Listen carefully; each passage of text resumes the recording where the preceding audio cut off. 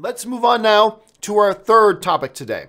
And our third official topic today comes to us from Drevon Mitchell, who writes, I know you're not the biggest fan of the Halloween movies. That's an understatement.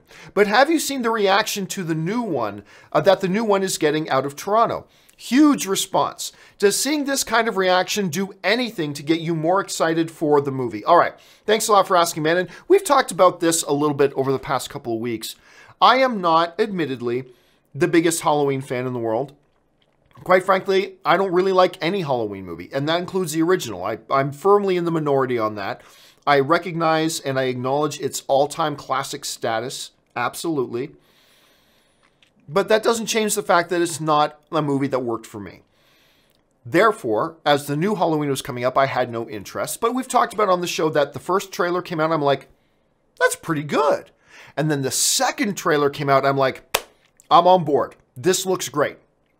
I'm very excited for it. So the trailers, even before the first reviews started coming out of the Toronto Film Festival the other day, the movie's already got me on board. This is the first Halloween movie I've ever been legitimately excited to watch. And I am, but the trailers already did that.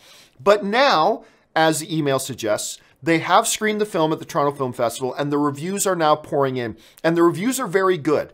As of right now, you know what, let me just pull it up here just to double check. The last time I checked, Halloween was sitting at, the new Halloween movie was sitting at 76%. Let's see if it's gone up or down at this point. It is still at 76%. So, as of right now, Halloween's sitting at 76%. If you had asked me a year ago, when they said they were doing this new Halloween film, where I thought the critic rating might end up, I probably would have said 30 or 40. And only that high because some diehard, horror critic fans would just be giving it a pass anyway. But some of the reviews that are coming out are legitly very, very solid. And a 76% is really good. Let's look at some of the reactions that Halloween is getting out of the Toronto Film Festival.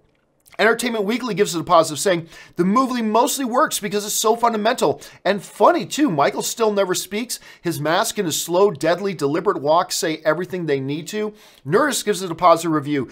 Katie writes, for all the deep, fascinating semiotic analysis of the film, it's also just a great Halloween movie. IndieWire also gave it a positive review. The movie would make a harmless, discardable remix of standard horror notes if not for Jamie Lee Curtis, who charges through the movie as if she's never stopped running 4 decades back. Hollywood Reporter also gives it a thumbs up, saying Carpenter should be pleased and so should the genre buffs. For once, this is a pick their less geeky girl/boyfriends should also enjoy. A couple more.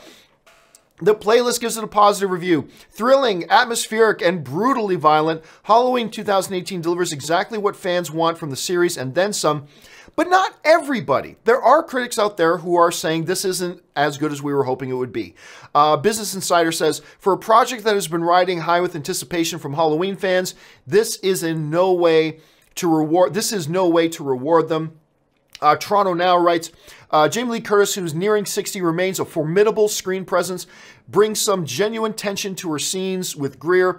And then let's go to a horror website, Bloody Disgusting. They like it. They say, all in all, Halloween is a worthy entry in the franchise. The core cast is good to great, as is the violence and the gore. Everything really clicks at the finale. So there we have it. The first critic reviews are coming out. The trailers look good. The reviews are fairly positive.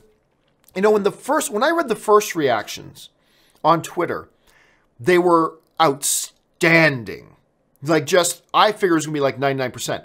Now as the actual full reviews are rolling in, they're a little bit more tempered, but still far better than I thought they were going to be. And like I said, for this film to sit at 76% is way beyond where my expectations were if you had asked me a year ago. Even after watching the really good trailers, my expectations probably would, maybe they'll get to 60. Sitting at 76%, getting a lot of good positive buzz coming out of there, even from non-traditional horror fan types of critics, I think that speaks volumes. Now, whether or not these reactions increase my excitement for the film, honestly, no, only because the 2 trailers have done already the job of getting my anticipation level up. So since the trailers have already brought my anticipation level up, these reviews don't do much for me. Now, had I not seen those trailers and I read these reviews, yes, it would have elevated my expectations, but the trailers already did that job. So not much longer to wait before we all get to see Halloween. All right, let's move on now to topic number 4.